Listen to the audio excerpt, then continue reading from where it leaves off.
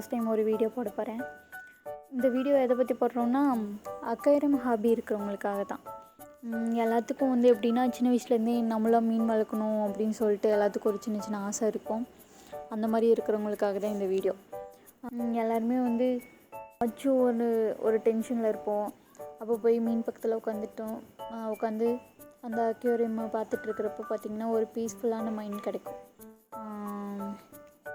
குட்டி குட்டி பசங்கள்லாம் வந்து நம்மளும் மீன் வளர்த்தணும் அப்படின்னு சொல்லிட்டு நிறைய பேர்த்துக்கு ஆசை இருக்கும். அவங்க எல்லாத்துக்குமே தான் இந்த வீடியோ. ஃபர்ஸ்ட் வந்து நம்ம ஒரு அக்வேரியம் செட் பண்ணணும்னா ஃபர்ஸ்ட் என்ன பொருள் வேணும்னா ஃபிஷ் டேங்க்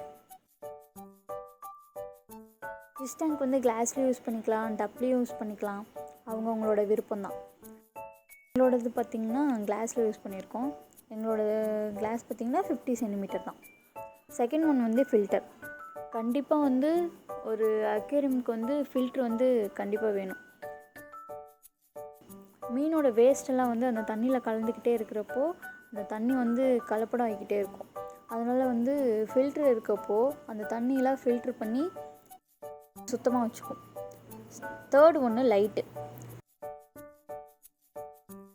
வந்து ஃபால் சீலிங் லைட்டுங்கிறதுனால வந்து வெறும் 1000 rupees தான். நாங்கள் ஆன்லைனில் ஆர்டர் போட்டு இப்படி செட் பண்ணி வச்சுருக்கோம். நீங்கள் வந்து ஒய்ஃபை லைட்லாம் வந்து வாங்கினீங்கன்னு பார்த்தீங்கன்னா எப்படியும் 4000 5000 அந்த மாதிரி ஆகலாம். ஃபால் சீலிங் லைட் வாங்கி நீங்கள் இந்த மாதிரி செட் பண்ணிக்கிட்டிங்கனாலே வந்து உங்களுக்கு ஈஸியாக இருக்கும். நாங்கள் இது ஃபுல்லாகவே லேத்தில் கொடுத்து நாங்களாக செட் பண்ணி வச்சுருக்கோம் எங்கள் ஃபிஷ் டேங்க்குக்கு.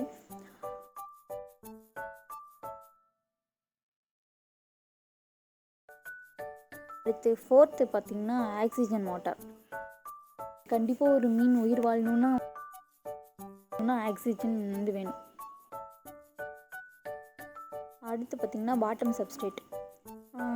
அடியில் வந்து நீங்கள் ஒயிட் சாண்ட் யூஸ் பண்ணிக்கலாம், ரிவர் சாண்ட் யூஸ் பண்ணிக்கலாம். உங்கள் வீட்டு பக்கத்தில் ஆறு அந்த மாதிரிலாம் இருக்குல்ல, அங்கே இருக்கிற வந்து அந்த ஆற்று மணலே போதும். அதில் வந்து நிறைய நல்ல பாக்டீரியாஸ்லாம் இருக்கும். நீங்கள் அதை கொண்டு வந்து உங்கள் ஃபிஷ் டேங்க்கில் யூஸ் பண்ணுறப்போ, தண்ணி ஊற்றி யூஸ் பண்ணுறப்போ அதில் இருக்கிற நல்ல பாக்டீரியாலாம் வந்து ஆக்டிவேட் ஆகிக்கும்.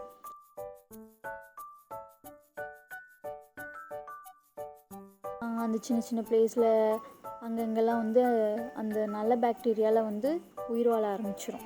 அதுவே வந்து ஃபிஷ்ஷுக்கு நல்ல உணவுன்னு சொல்லலாம். அடுத்து வந்து ஃபிஷ்ஷுக்கு ஃபுட்டு.